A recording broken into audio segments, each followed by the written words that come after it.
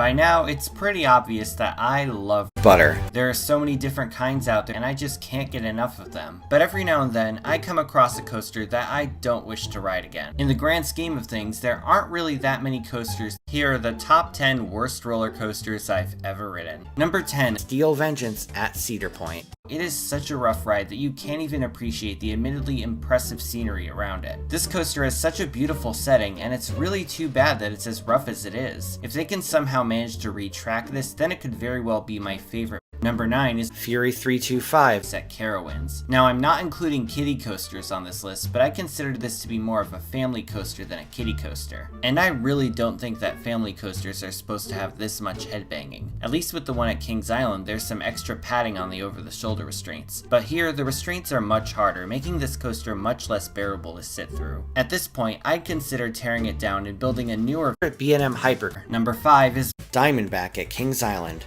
Let me start by saying that I love B&M. Unfortunately, this is the only coaster they made that I flat out detested. The layout is extremely short and incredibly bland, and even if they converted this into a floorless coaster, I doubt it would be any more exciting. Number 4, Tatsu at California's Six Flags Magic Mountain. This bizarre flying coaster seats 4 riders per train in a strange metal and plastic cage. And if you ever wonder what it feels like to be a lab rat in an earthquake, I guess this coaster is right up your alley. None of the inversions feel exciting, and you constantly feel like the ride is going to fall apart throughout the entire layout. It was just an immensely uncomfortable experience. Number 2 is Superman the Ride at Massachusetts Six Flags New England. No. Just no. Ever since it got new trains, this coaster has been a consistently unbearable experience. As good as it is to look at, getting in line for this coaster is basically the equivalent of being sent to the gallows, especially if you get put in the back row. After an admittedly exciting first drop, it's all downhill from there. From then on out, your head will ricochet back and forth on the restraints like a pinball. You wouldn't wish this coaster on your worst enemy. And now we've come to number 1. Velocicuster at Six Flags Great Adventure. And this coaster,